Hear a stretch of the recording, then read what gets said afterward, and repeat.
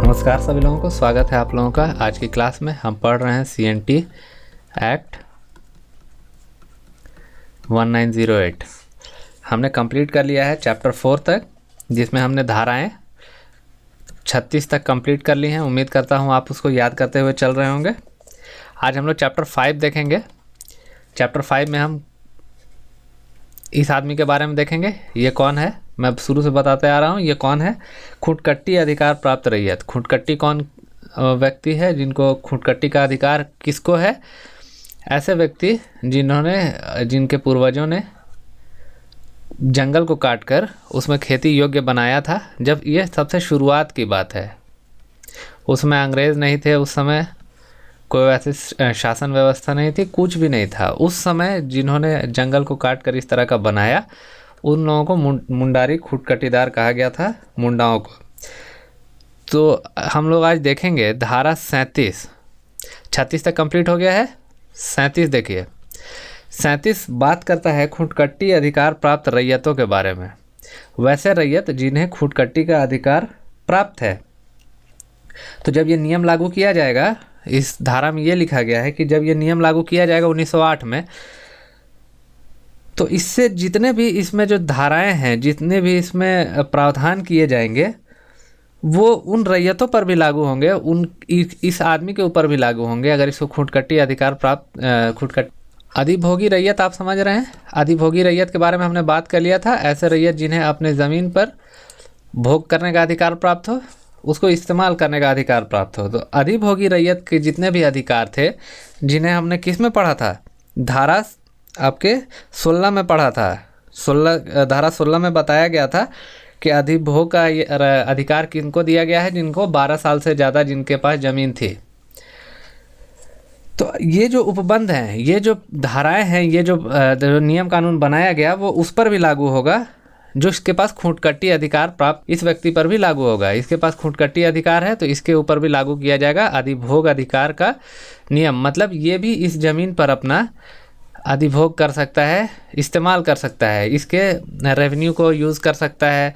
मतलब ये आम रैयत की तरह बिहेव करेगा, जिसमें कि इसको अपना फ़ायदा इस्तेमाल किया। इसमें देखिए 2-3 प्रावधान किया गया है। तो 37 में अगर आप देखते हैं तो 37 में आपको एक प्रावधान मिलेगा जिसमें कहा जाएगा कि आपको खुटकट्टी का जिसको अधिकार प्राप्त हो, जिन व्यक्तियों को खुटकट्टी का अधिकार प्राप्त हो, उनको अधिभोगी रैयत का भी अधिकार मिल जाएगा। दूसरा कि जिस समय ये काश्तकारी नियम लागू हो रहा है, CNT जो लागू हो रहा है, टेनेंसी एक्ट जो लागू किया जा रहा है जिस समय, उस समय क्या होगा कि उनका लगान नहीं बढ़ाया जाएगा। मान लीजिए इस आदमी के पास ये ज़मीन थी, यहाँ पे खुटकट्टी की गई थी, और इस जो ये नियम जब लागू हो रहा है CNT एक्ट 1908 में, तो उस समय ये प्रावधान किया गया कि ये खुटकट्टी ज़मीन का लगान नहीं बढ़ाया जाएगा। कुछ भी हो जाए, इस ज़मीन का लगान को नहीं बढ़ाना है। तो जब CNT एक्ट जब लागू हो रहा है, उस समय आपको एक अधिकार दिया गया। 37 के एक और 37 एक्ट नंबर में एक और प्रावधान किया गया कि आपका लगान नहीं बढ़ाया जाएगा। सब कुछ लगान पे ही डिपेंडेंट है, अब ध्यान रखेंगे। तो लगान को बढ़ाया नहीं जाएगा। उसके बाद एक और प्रावधान किया गया है कि अगर आपका किसी व्यक्ति को, इस व्यक्ति को अगर खुटकट्टी का अधिकार प्राप्त है इतना सा ज़मीन में, ये वाला ज़मीन आप देख रहे हैं, इसमें अगर खुटकट्टी का अधिकार प्राप्त है, अब अगर कोई ऐसा कोई नियम लगा दिया जाए कि नहीं, हमको ये टैक्स बढ़ाना है, यहाँ पर इसका टैक्स को थोड़ा सा इंक्रीज़ कर देना है, हम लोग 100 रुपया लेते थे, अब 105 रुपया लेना है। तो ऐसा जब लिखित आदेश या इस तरह का कोई आदेश पारित किया जाएगा सरकार के द्वारा, तो उस समय क्या कर दिया जाएगा कि अलग से इस गांव में, मान लीजिए गांव नंबर A है, इस गांव में एक अधिभोगी रैयत का जो ज़मीन होगा उससे आधा इसका लगान रहेगा। अधिभोगी रैयत अगर है, मान लीजिए सुरेश नाम का कोई व्यक्ति है, सुरेश अधिभोगी रैयत है, ऐसा रैयत जिसको अपने ज़मीन पर भोग का अधिकार है, लेकिन वो खुटकट्टी के द्वारा उसको ज़मीन नहीं मिला है, उसके पास खुटकटी राइट्स नहीं है। तो खुटकटी राइट्स नहीं है तो इसका अगर मान लीजिए 100 रुपया लगान है तो इसके लगान से इसको 50 रुपया इसको लगान देना पड़ेगा। खुटकट्टी वाले व्यक्तियों को यहाँ पर प्रिविलेज दिया गया कि उसके गांव में जो अधिभोगी रैयत होगा उससे इसका लगान आधा इसको देना पड़ेगा। तो 37 नंबर आपका जो धारा है वो खुटकट्टी अधिकार जिसको प्राप्त है उसके बारे में बात करता है।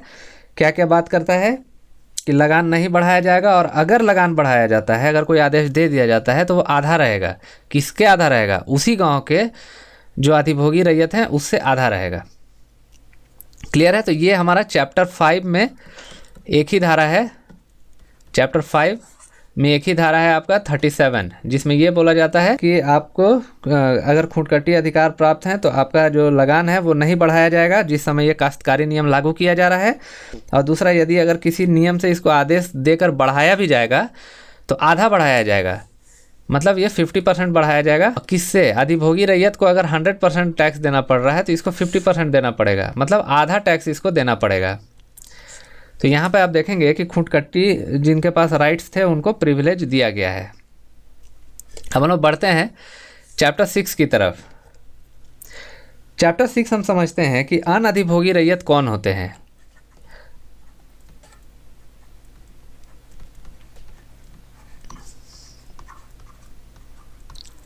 अभी तक तो हम बात कर रहे थे कि ऐसे व्यक्तियों को जिनको अपने ज़मीन पर भोग करने का अधिकार प्राप्त था। अब हम लोग बात करते हैं ऐसे व्यक्ति जिनको अपनी ज़मीन पर अधिभोग का अधिकार प्राप्त नहीं है। तो इसमें हम पढ़ेंगे धारा नंबर 38 से लेकर 42 तक। उसमें अभी तक हम लोग 37 तक पढ़ चुके हैं, 38 से लेकर 42 तक। 38 से लेकर 42 तक में ये क्या कहा जाता है कि अनअधिभोगी रैयत जो होगा, मान के चलिए कि ये एक आदमी है, ये आदमी, और ये वाला है भूस्वामी, अभी के डेट में सरकार, ये भूस्वामी। इसके बीच में एक कॉन्ट्रैक्ट होगा, लैंड का कॉन्ट्रैक्ट। अगर कॉन्ट्रैक्ट करने के बाद जितना लगान इसको तय किया जाएगा उतना इसको देना पड़ेगा। एक ज़मीन इसको दिया जाएगा, मान के चलिए 1 एकड़, और बोला जाएगा जाओ उस पर खेती करो और हमको साल में 50,000 रुपया इसमें टैक्स दे देना है। हालांकि टैक्स इतना ज़्यादा नहीं हुआ करता था, 50,000 टैक्स नहीं होता है। आप जानते हैं कि लैंड का जो टैक्स होता है वो बहुत कम होता है, पर फिर भी होता तो है। आप एग्जांपल के लिए बता रहे हैं हम कि आप 1 एकड़ में 50,000 रुपया अगर टैक्स देना है तो ये कॉन्ट्रैक्ट हो जाएगा, ये एग्रीमेंट बनाया जाएगा और कॉन्ट्रैक्ट किया जाएगा किससे? लैंड ओनर के साथ, भूस्वामी के साथ। यानी अभी के डेट में आप समझिए भूस्वामी कौन है? तो गवर्नमेंट, सरकार के पास ये ज़मीन है हमारी। तो ये लैंड कॉन्ट्रैक्ट के बल पे दिया जाता है, लैंड कॉन्ट्रैक्ट किया जाता है।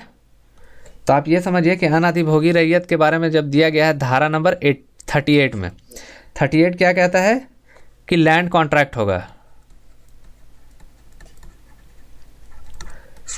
यानी जो लगान है, जो टैक्स है वो तय किया जाएगा कैसे? लैंड कॉन्ट्रैक्ट से, इससे ये टैक्स तय किया जाएगा। तो 38 क्या बोलता है कि अनअधिभोगी रैयत तथा उसके भूस्वामी के मध्य करार के आधार पर लगान का दर तय किया जाएगा। इसके बाद हम लोग नेक्स्ट बढ़ते हैं धारा नंबर 39 की तरफ। धारा नंबर 39 में हम देखेंगे, कहा जा रहा है कि अनअधिभोगी रैयत को किस प्रकार का टैक्स देना है, कैसा टैक्स देना है। तो इनको वैसा ही टैक्स देना है जैसा अधिभोगी रैयत देते हैं। अगर आपको ज़मीन कॉन्ट्रैक्ट में भी मिल गया है, लीज में भी मिल गया है, किसी भी तरह से मिला, आपके जो भूस्वामी के द्वारा आपको दिया गया, तो आप जो एरिया का जो जोत है आपका, जो आपका टुकड़ा है जिस पर आप हल चलाते हैं, जो आपके कब्जे में आ गया है, आपको उसी प्रकार से टैक्स देना होगा जिस प्रकार से अधिभोगी रैयत। इसके बाद है कि आपका 38 39 हो गया। अब धारा नंबर 40, धारा नंबर 40 क्या कहता है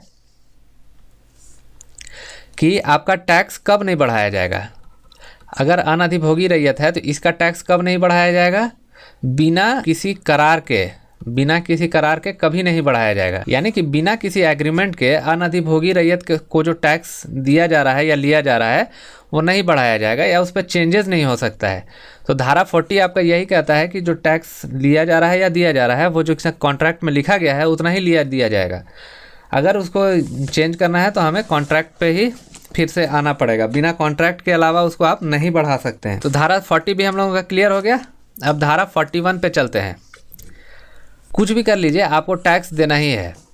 तो ये गब्बर सिंह है जो सरकार है, और ये इस तरह आम जनता है। अब टैक्स दे, हमें टैक्स तो देना ही पड़ेगा। अब धारा नंबर 41 हम लोग समझते हैं। धारा नंबर 41 क्या कहता है? ये इस चैप्टर नंबर 6 का सबसे इम्पॉर्टेंट धारा है, जिसमें कि आधार दिया गया है बेदखली का।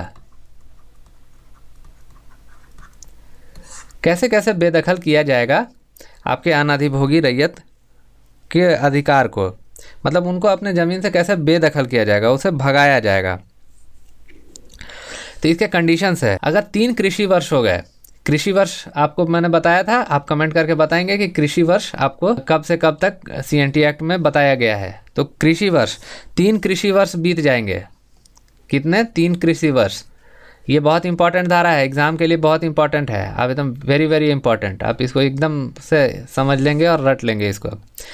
तो इसका अनधिभोगी रैयत को बेदखली का क्या क्या अधिकार है? तो सबसे पहले 3 वर्ष के प्रारंभ के बाद, तीसरे वर्ष का जब प्रारंभ हो जाएगा उसके बाद 90 दिनों के अंदर, 90 दिनों के भीतर पिछले 2 वर्ष का जो टैक्स बचा हुआ है वो नहीं चुका पाए। इसको एकदम आसान भाषा में हम लोग समझाते हैं। देखिए धारा नंबर 41, सबसे पहला चीज़, पहला साल बीत गया, आप टैक्स नहीं दे पाए। दूसरा साल बीत गया, आप फिर टैक्स नहीं दे पाए। ये साल आपका एग्रीकल्चर ईयर है, आपको कमेंट में बताना है कि एग्रीकल्चर ईयर कब है। तो अब देखिए, जब साल पहला बीत गया, आप नहीं दे पाए टैक्स, दूसरा बीत गया, फिर आप टैक्स नहीं दे पाए, तीसरा बीत गया, आप फिर टैक्स नहीं दे पाए। तो तीसरा बीतने के बाद आपको 90 दिनों का ग्रेस पीरियड दिया जाएगा, 90 दिन और इंतज़ार किया जाएगा। और इस 90 दिन में भी आप पिछला 3 साल का मिला के अगर टैक्स नहीं दे पाते हैं तो आपको क्या किया जाएगा? आपको तब बेदखल करने का आधार बन जाएगा, तब आपको बेदखल किया जा सकता है। अनधिभोगी रैयत के बारे में हम लोग बात कर रहे हैं, जो कॉन्ट्रैक्ट से जिसको ज़मीन मिला है। आप समझ गए? पहला साल नहीं मिला, दूसरा साल पहला साल आप टैक्स नहीं दे पाए, दूसरा भी नहीं दे पाए, तीसरा भी नहीं दे पाए, और तीसरा नहीं दे पाए तो फिर आपको 90 दिन तक और इंतज़ार किया जाएगा कि आप दे दीजिए भाई। नहीं दे पाएंगे तो फिर आपको हटा दिया जाएगा। उसके बाद आपको जो ज़मीन दी गई है उसको आप क्या कर रहे हैं कि कुछ ऐसा टाइप से यूज कर रहे हैं जिसमें कि उस ज़मीन जो है बर्बाद हो रही है, उस भूमि का जो क्वालिटी है वो ख़त्म हो रहा है, उसके क्वालिटी को आप गिरा रहे हैं। जैसे आपको ज़मीन दी गई खेती करने के लिए, आप क्या किए, आपको कुछ अता पता नहीं है, आप उसमें एसिडिक कुछ मिला दिए, एसिडिक सामान मिला रहे हैं, एसिडिक केमिकल्स मिला दिए, जिससे वो ज़मीन ख़राब हो रही है। आपकी उपज बढ़ रही है लेकिन ज़मीन ख़राब हो रही है, तो आपको उस समय उसको भी आधार बना के आपको बेदखल किया जा सकता है। तीसरा है, अगर जो कॉन्ट्रैक्ट हुआ है, अगर कॉन्ट्रैक्ट में जो संविदा आपके बीच में हुई है भूस्वामी और आपके बीच में, आप उसको नहीं मान रहे हैं, उसमें जो प्रावधान दिए गए हैं उसको आप नहीं मान रहे हैं, तो भी कॉन्ट्रैक्ट भंग हो जाएगा और आपको बेदखल करने का प्रावधान आ जाएगा, आपको बेदखल किया जा सकता है। अनधिभोगी रैयत से आपको बेदखल हो जाएंगे। अगर आपका प्रवेश किसी रजिस्ट्रीकृत पट्टे से हो गया हो, मान लीजिए कोई रजिस्टर्ड, आपने कॉन्ट्रैक्ट नहीं करके आप रजिस्टर्ड पट्टे से यहाँ पे घुस जाएं। पट्टा क्या होता है? ज़मीन का जो पेपर बनता है उसको पट्टा बोलते हैं। जैसे आप किसी से ज़मीन खरीदेंगे तो वो आपको पट्टा देगा। पट्टा क्या होता है? लिखा रहता है कि आपको ये ज़मीन कितना है, हम कौन है और हम किसको बेच रहे हैं। तो ये समझिए, रजिस्टर्ड पट्टे पर ये ज़मीन अगर आप ले रहे हैं और इसके बाद ये रजिस्टर्ड हो गया है, कॉन्ट्रैक्ट पे आपको मिला ज़रूर, लेकिन अगर ये रजिस्टर्ड पट्टे के तरफ से आप घुस के वहाँ पर अधिभोग का अधिकार प्राप्त कर लेते हैं तो भी आपको, चूँकि आपने कॉन्ट्रैक्ट ब्रेक कर दिया, आपको ज़मीन कॉन्ट्रैक्ट से ही मिली थी और आप रजिस्टर्ड पट्टे की तरफ जा रहे हैं, उसको रजिस्टर्ड करवाने की कोशिश किए, तो ये आपका ख़त्म हो जाएगा यहाँ पर। उसके बाद आपका जो लगान है, जो टैक्स नहीं, जो आपको तय किया गया है वो आप नहीं दे पा रहे हैं या नहीं देना चाह रहे हैं,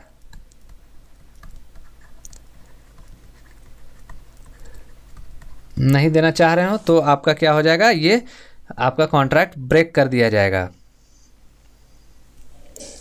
अब जब आप टैक्स नहीं देना पा रहे होंगे या नहीं देना चाह रहे हैं तो आपको तो प्रावधान होगा।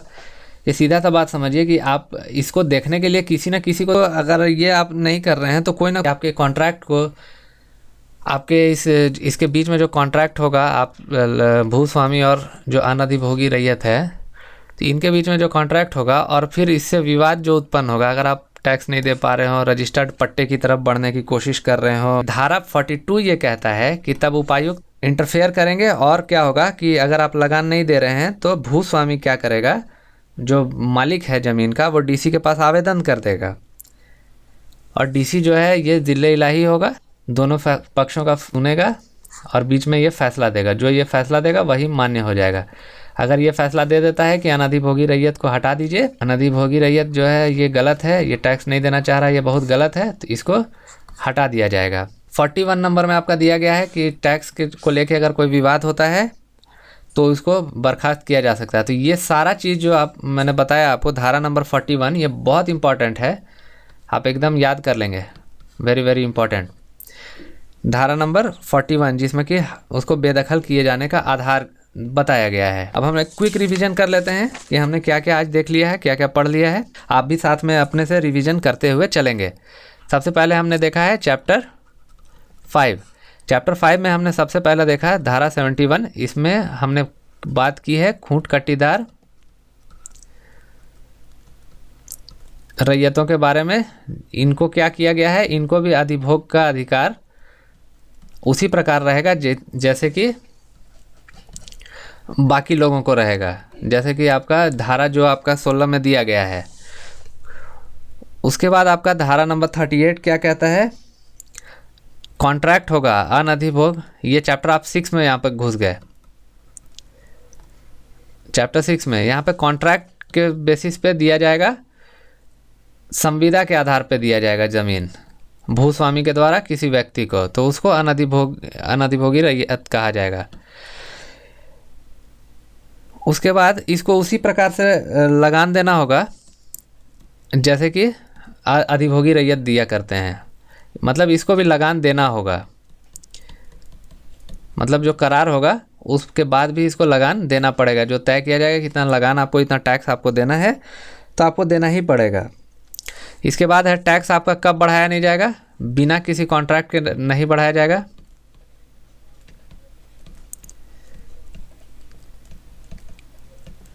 बिना किसी कॉन्ट्रैक्ट के नहीं बढ़ाया जाएगा।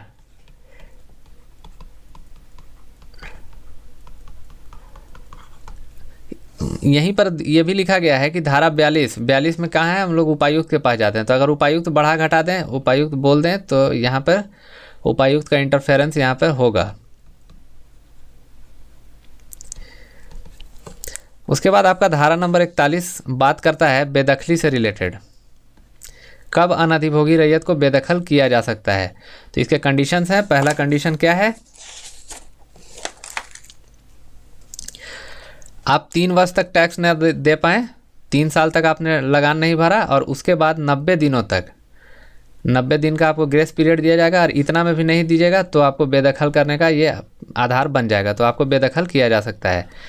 दूसरा ये है कि आपने जो ज़मीन है उसको गलत तरीके से इस्तेमाल करना शुरू कर दिया हो, उससे ज़मीन की गुणवत्ता कम हो रही हो, तो भी आपका ये बेदखल कर दिया जाएगा आपको।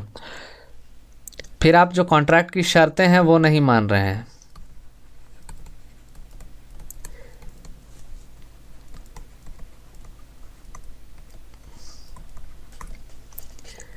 तो भी आपको बेदखल करने की कार्रवाई की जा सकती है।